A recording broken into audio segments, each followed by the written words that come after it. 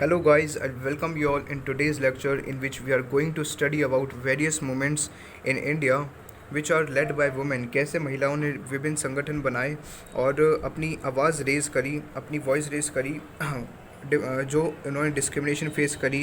जैसे कि आजकल आप देखते हैं डोमेस्टिक वायलेंस कितना होता है वुमेंस के साथ, एंड डिस्क्रिमिनेशन होती है, एट्रोसिटीज़ होती हैं इनके खिलाफ, ईव टीजिंग होती है। आजकल रेप के इतने सारे केसेस सामने आते हैं, एसिड अटैक्स हो जाते हैं वुमेंस के खिलाफ। एंड आजकल आप देखते हैं कि मतलब पार्टिसिपेशन भी इतना ज़्यादा नहीं है, और ये पहले से चलता आ रहा है कि वुमेंस को इतना ज़्यादा पार्टिसिपेशन नहीं मिलता हर चीज़ में, एंड अटेंशन नहीं मिलती। लाइक चाहे वो वोटिंग राइट्स हों, एंड चाहे वो स्पोर्ट्स हो, चाहे वो पॉलिटिक्स हो, in every field they lack somewhere. तो इसके खिलाफ जब भी डिस्क्रिमिनेशन का सामना करना पड़ता है तो ये एक आवाज़ उठाती हैं, डिफरेंट यूनिट्स बना के, संगठन बना के, कुछ ग्रुप्स बना के ये एक आवाज़ उठाती हैं महिलाएं। और बहुत सारी मूवमेंट्स हैं, नेशनल मूवमेंट्स हैं, पॉलिटिकल मूवमेंट्स हैं इंडिया में जो कि इनको सहयोग करती हैं, सपोर्ट करती हैं। Okay, so let's briefly discuss about these things. So yes, here I give you the brief introduction what we are going to study and what we are going to learn about in this lecture. Like ancient time में हम देखेंगे कि ancient time में क्या हुआ।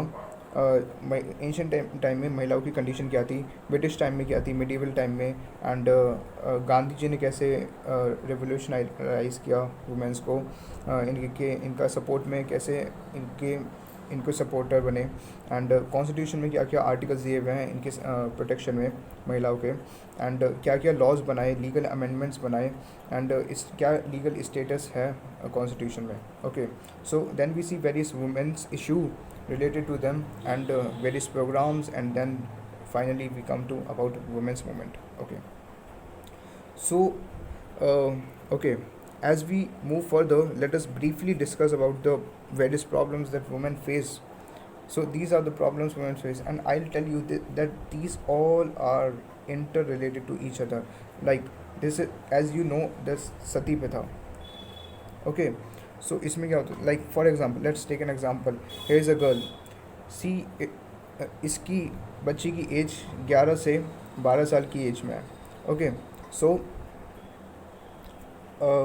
Parents ने decide किया कि इसकी शादी करा देते हैं, चाइल्ड मैरिज क्योंकि आपको पता है कि पहले एंशिएंट टाइम में इतना ज़्यादा चलता था, तो इसकी शादी हो गई। ओके, सो शादी कराने का मतलब है कि अब लड़की को पढ़ाई छोड़नी पड़ेगी, एंड इससे क्या होगा कि लैक ऑफ एजुकेशन हो गया, and lack of participation, and in various opportunities in future she can not prevail them. Okay, so child marriage होने के बाद ओके, तो child marriage you can see that होती भी किससे है, बहुत ज़्यादा रेयर केस में होता है कि सेम एज के बच्चे से हो, बट बहुत ज़्यादा केसेस में आप देखेंगे majority of the cases says that शादी ऐसे इंसान से होती है जिसकी एज बहुत ज़्यादा होती है, जैसे कि 30 to 40 ईयर्स का एजेड इंसान होता है जो कि पहले भी बहुत ज़्यादा शादी कर चुका है। जैसे कि polygamy, as you can see, poly means many and gamy means marriage. तो पहले ऐसा होता था पहले के समाज में कि एक इंसान बहुत ज़्यादा, एक आदमी बहुत ज़्यादा शादी कर चुका होता था पहले भी, और उसके बाद भी चाइल्ड मैरिज होती थी। तो they uses women as their sexual pleasure, and hence come polygamy in picture. So 30 to 40 years, okay मान लीजिए कि चाइल्ड मैरिज हुई, अब इसके बाद जैसे कि लड़की बड़ी होएगी, ग्रो करेगी एज में, तो जैसे कि ये 25 से 30 ईयर्स की एज में पहुंची, तो जो इसका हस्बैंड था, जो इसका मेल काउंटर पार्ट था, वो तो लगभग 60 to 70 ईयर्स की एज तक पहुंच चुका होगा। तो ये तो इंडियन की एवरेज एज होती है। अब इसमें मान लीजिए कि वो फर्दर तबीयत ख़राब से डेथ हो जाती है, तो महिला तो विडो हो गई। ओके, सो विडो होने के कारण अब उसे सती प्रथा को फेस करना पड़ेगा, यानी कि अब वो फर्दर कोई शादी नहीं कर सकती, अब वो समाज में उसे रहने का कोई अधिकार नहीं है। ऐसा समाज में पहले होता था, एंशिएंट प्राचीन काल में ऐसा होता था पहले, तो उसे ऐसे ही आग में फेंक दिया जाता था अपने पति के साथ। फेंका नहीं, मतलब पति के साथ ही जला दिया जाता था। मतलब पति मरेगा तो उसकी जो चाहे उसकी एज कितनी भी कम हो, अभी तो वो एडल्ट फेज़ में आई है, तो ये सब डिस्क्रिमिनेशन महिलाओं को सहनी पड़ती थी, पर्दा प्रथा सहना पड़ता था। जैसे समाजवादी थी, उन्हें आगे कुछ भी मतलब घूंघट रख के चलना पड़ता था। एंड राइट टू प्रॉपर्टी इनका और डाउरी इन्हें देनी पड़ती थी, बहुत ज़्यादा अमाउंट में इन्हें पैसा देना पड़ता था, शादी भी करनी करती थी और डिस्क्रिमिनेशन भी इन्हें फेस करना पड़ता और डाउरी भी इन्हें देना पड़ता। तो ये बहुत ज़्यादा आयरॉनिकल सिचुएशन थी, डिस्क्रिमिनेशन जो इन्हें सहना पड़ता था महिलाओं को। तो हम आगे देखेंगे। Okay, now we move on to the ancient time. Vedic age में इनकी क्या कंडीशन थी। सो गाइस, हम देख सकते हैं कि वैदिक एज में हम जितना हिस्ट्री पढ़ते हैं तो उसमें इतनी ज़्यादा बेकार कंडीशन नहीं थी, ख़राब कंडीशन नहीं थी। Like women enjoy very very dignified position in the society, the religious status was very high. As you can see that mother goddess की पूजा होती थी। एंड उषा एक गॉडेस थी जिनकी पूजा होती थी। बहुत सारी वुमेंस की पूजा होती थी। And we can see that many women's were sages. बहुत सारी वुमेंस कंपोज करती थी। वैदिक ऋग्वेद में हिम्स लिखे हैं बहुत सारी वुमेंस ने। Like you can take the example of Maitri, जिन्होंने बहुत सारे हिम्स लिखे हैं, श्लोक लिखे हैं वेदा में, क्योंकि उस वक्त एजुकेशन बहुत ज़्यादा होती थी। They are not deprived of education, they have high literacy level. उन्हें कोई रोकता नहीं था। There every one allowed them to equally participate in any moment. Like उन्हें they are free to attend और पार्टिसिपेट इन एनी मोमेंट। उन्हें कहीं जगह से रोका नहीं जाता। जैसे कि पॉलिटिकल मूवमेंट्स होती थी, लाइक सभा और समिति में बैठा जाना जिसमें कि चुनाव होता था। तो एक तरीके से पेट्रियार्कल सोसाइटी थी, पुरुष प्रधान, लाइक मेल डोमिनेंस था उस वक्त, बट इतना ज़्यादा रोक टोक नहीं होती थी। And there was no difference of child marriage. But हम क्या देखते हैं, ख़राब कंडीशन कहाँ से आने चालू हुई, लेटर वैदिक एज से। लेटर वैदिक एज में we can see that when we see the status and position of women in later Vedic period, we find that around, अब later Vedic age क्या थी, 1200 AD का समय था. So we can see that there was a steady decline and several negative changes we can see in the domestic life, like position gradually deteriorate and no education beyond elementary levels. अगर education होती भी थी तो ब्राह्मण की, क्योंकि अच्छा आप क्यों ऐसा नेगेटिव चेंज आया, क्योंकि कास्ट सिस्टम जो है वो पिक्चर में आ चुका था।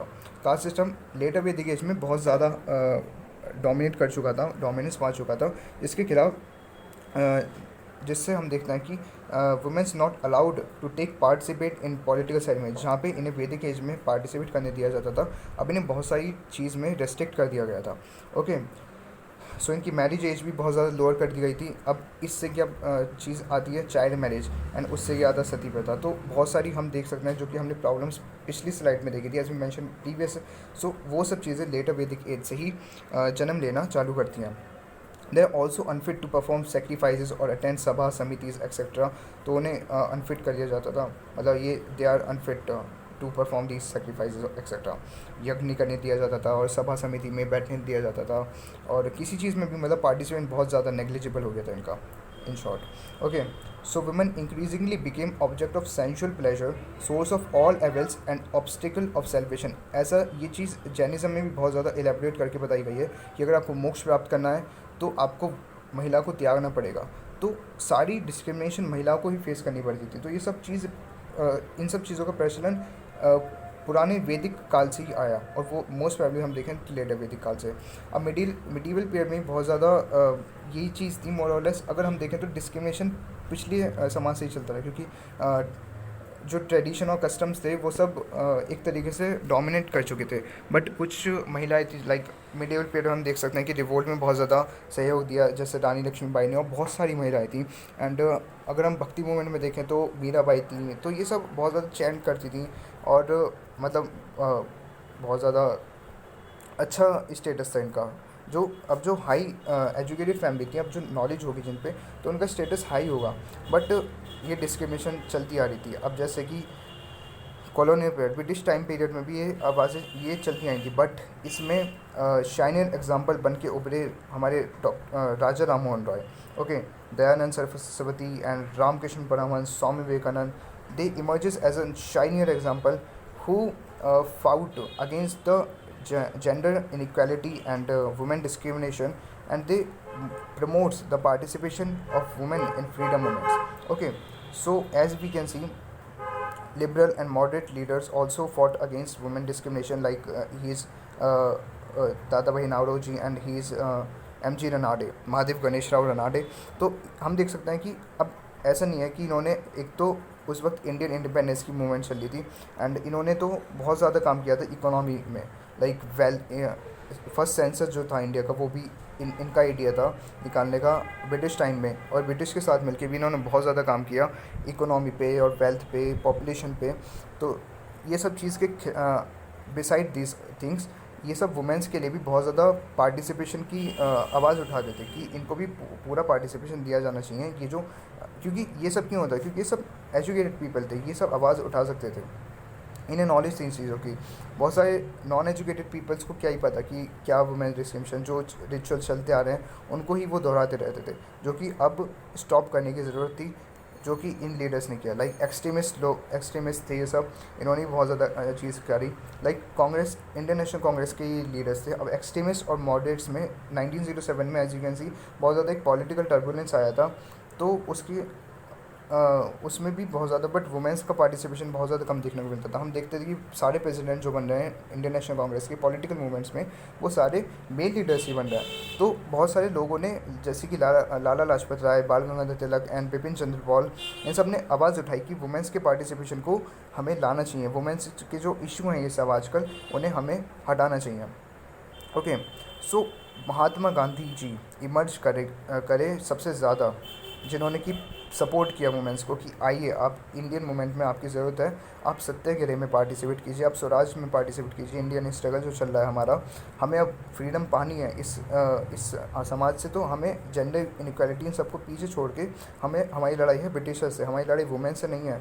तो वुमेंस को इन्होंने बहुत ज़्यादा इंस्पायर किया, मोटिवेट किया कि आप आइए और पार्टिसिपेट कीजिए पॉलिटिकल मूवमेंट्स में, like civil disobedient movement and quit India movement and Dandi March also.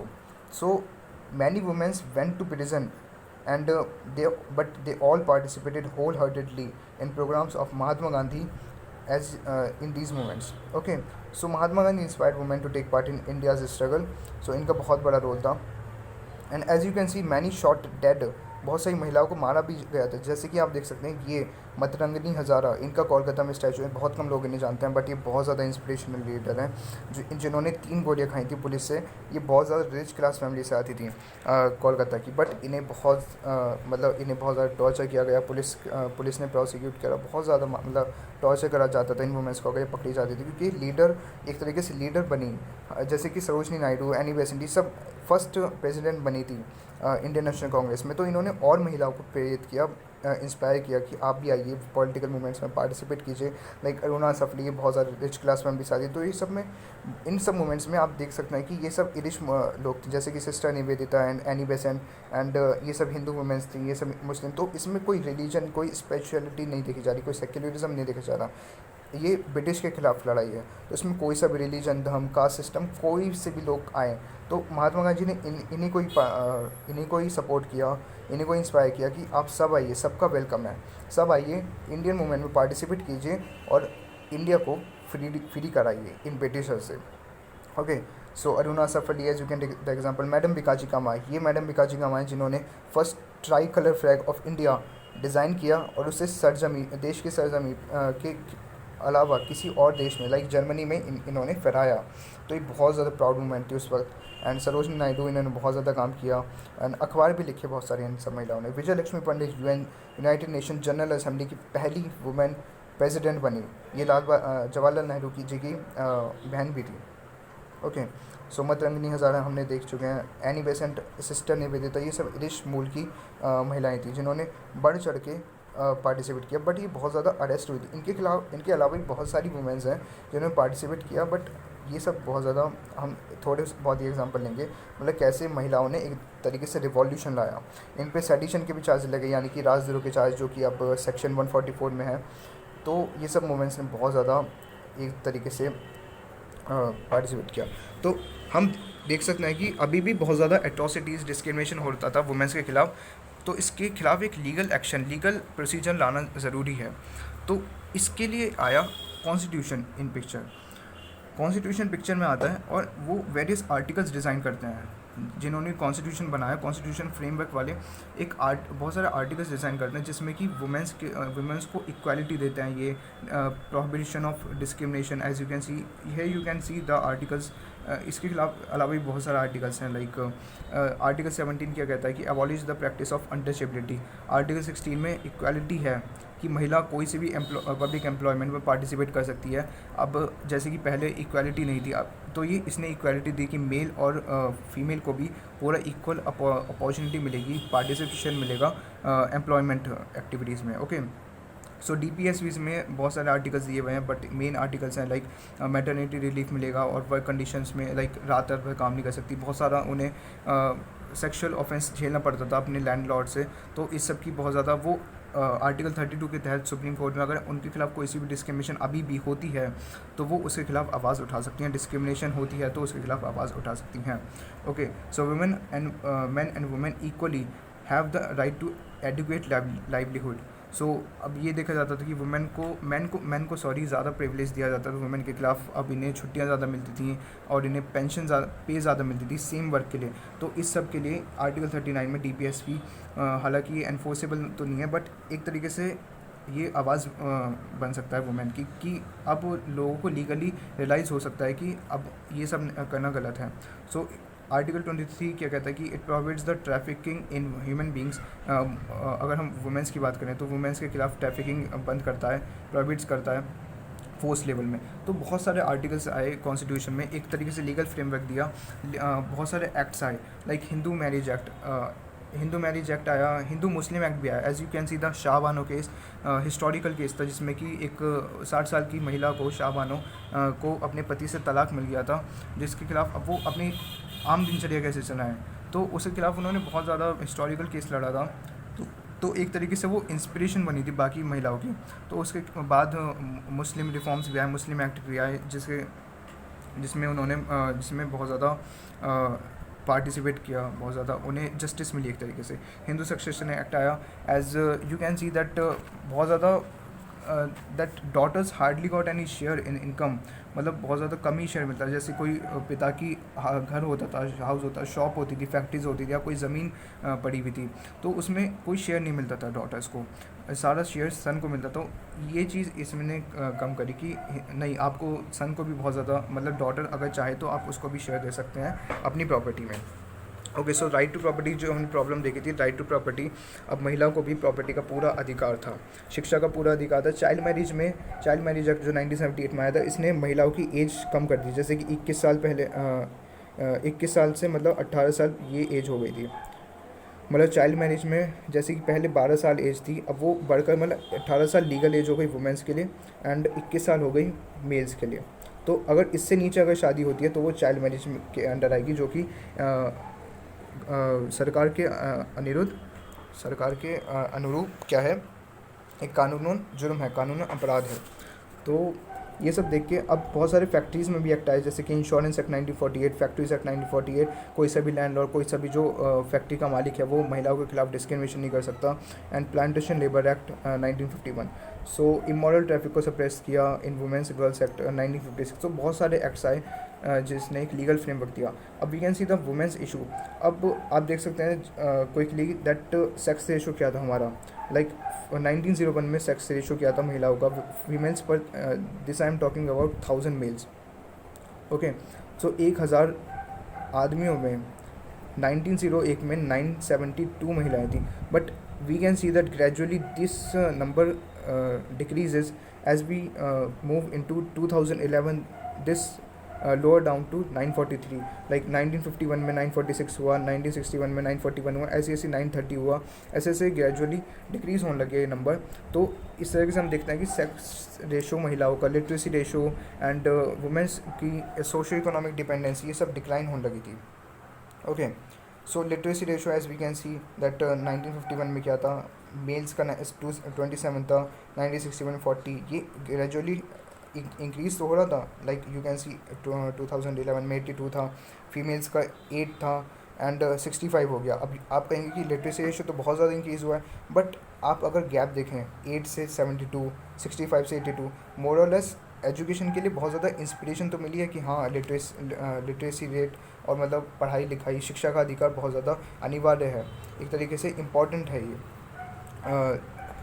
Okay, तो but you can see there is a wide gap in male females and males counter parts.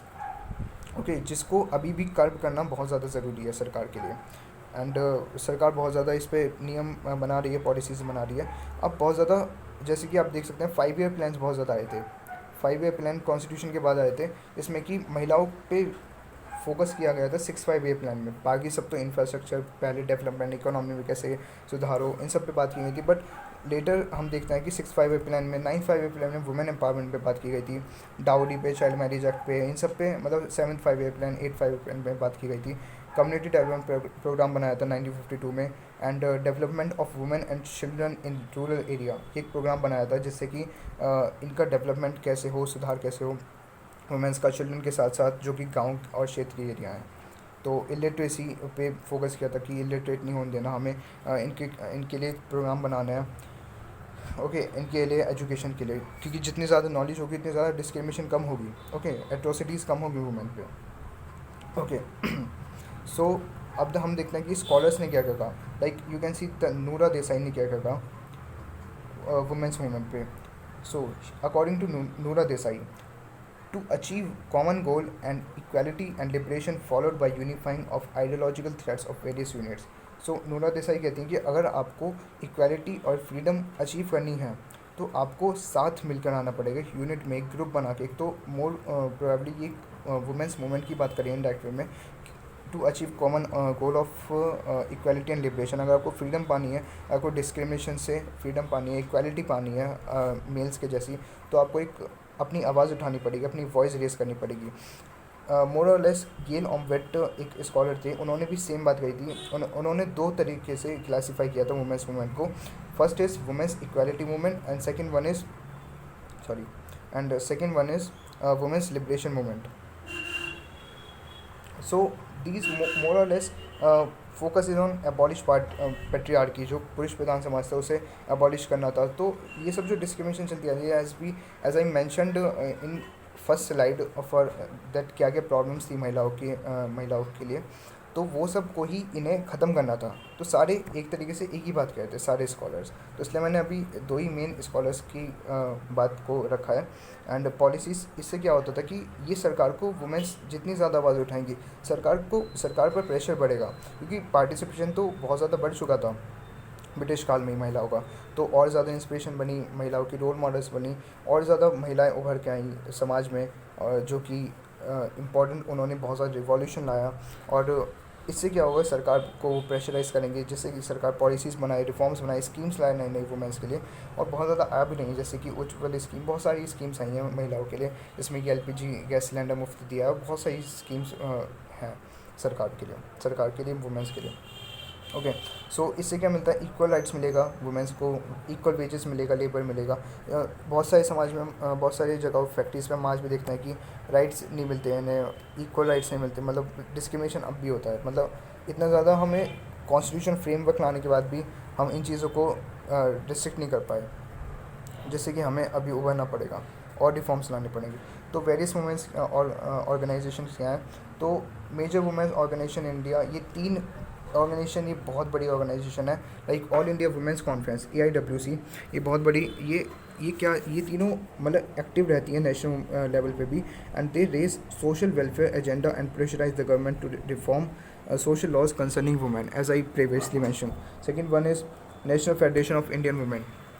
सो ऐसी बात नहीं है कि women's के खिलाफ ही issues raise करती हैं, this also raise other social issues. Like आपने देखा होगा कि एक प्राइस राइज मूवमेंट आई थी 1972 में, मैं इसके बारे में आगे ही बताऊंगा आपको।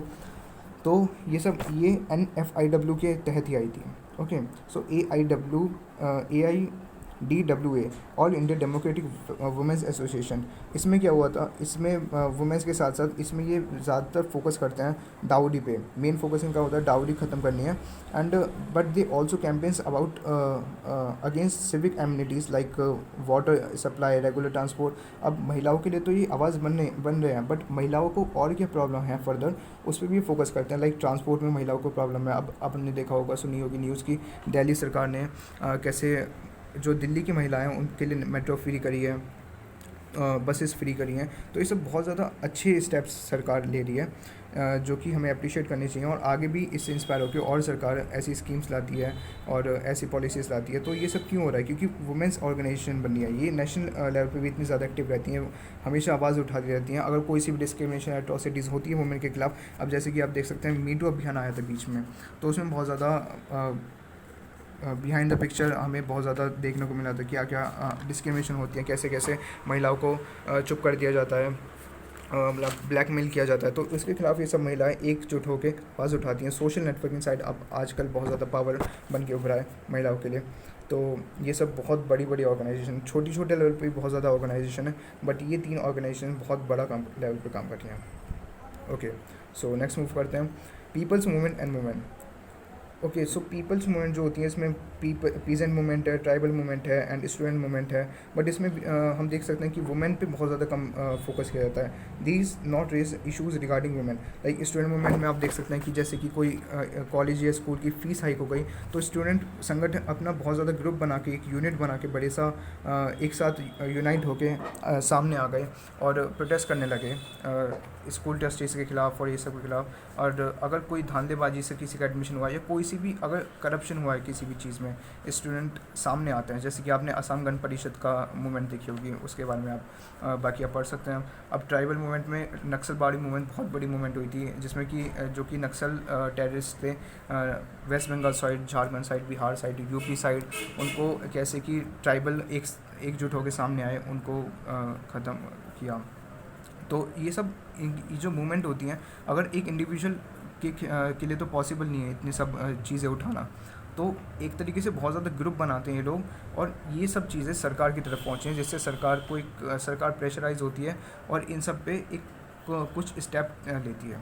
ओके, सो ये बहुत बड़ा इनिशिएटिव होता है किसी भी चीज़ में। लाइक पीस एंड मूवमेंट हम देख सकते हैं कि फार्मर्स मूवमेंट आई थी बहुत बड़ी, Shetkari Sanghatana in Maharashtra. Okay okay, so the views of political parties are reflected in their attitude towards women participation in trade unions। हम देख सकते हैं कि वुमेन्स एंड ट्रेड यूनियंस में इंडियन मैन्युफैक्चरिंग सेक्टर 2 तरीके से डिवाइडेड है, organise sector and unorganise sector. So unorganise sector में मतलब आप देख सकते हैं कि जैसे कि जॉब परमानेंट नहीं होती हैं और कभी भी उन्हें निकाला जा सकता है, कभी भी उनके साथ डिस्क्रिमिनेशन हो सकता है। तो बहुत ज़्यादा प्राइवेट जॉब होती हैं, वेजेस भी जो कंपनी का मालिक होता है वही डिसाइड करता है कैसे देना है, क्या देना है इंडस्ट्री का। Okay, so 2 main organisation of women in the informal sector में 2 मेन ऑर्गेनाइजेशन है, जैसे कि सेल्फ एम्प्लॉयज़ वुमेंस एसोसिएशन, ये बहुत बड़ी एसोसिएशन है, और दूसरी वर्किंग वुमेंस फोरम WWF। बहुत सारी अलग अलग ऑर्गेनाइजेशन भी हैं, जैसे कि आपने सुना होगा अगर तो अन्नपूर्णा महिला मंडल के बारे में, ये भी एक बहुत बड़ी ऑर्गेनाइजेशन है। ये सब महिलाओं को इनफॉर्मल सेक्टर में एक तरीके से आवाज़ बनती है इनकी भी। तो ये सब इनकी मेन कैरेक्टरिस्टिक क्या होती है, आप देख सकते हैं कि एक तो ये मिडिल क्लास वुमेन इसमें बहुत ज़्यादा आती हैं, और ये बहुत ज़्यादा मोर फ्लेक्सिबल होती है, मतलब इसमें बहुत ज़्यादा पेपर वर्क नहीं होता, मतलब बहुत ज़्यादा आराम से महिलाएं आ सकती हैं, अपनी आवाज़ उठा सकती हैं, और बहुत ज़्यादा ट्रांसपेरेंट मूवमेंट है ये। नो रोल ऑफ हिरार्की, जैसे कि आप आम ऑफिस दिनचर्या में आम ऑफिस में देखेंगे क्या होता है कि मैनेजर होता है, CEO होते हैं, चेयरमैन होते हैं, और बहुत ज़्यादा स्टाफ के अंडर में उसको सुपरवाइज़ करने के लिए और कोई बड़ा हेड होता है, उनका कोई बड़ा हेड होता है, बट इसमें ऐसा कोई नहीं होता, सारे इक्वली होते हैं। तो इससे क्या होता है, वुमेंस को एंकरेज होती हैं कि सबका पार्टिसिपेशन इक्वल है, तो इससे और ज़्यादा पार्टिसिपेशन बढ़ता है।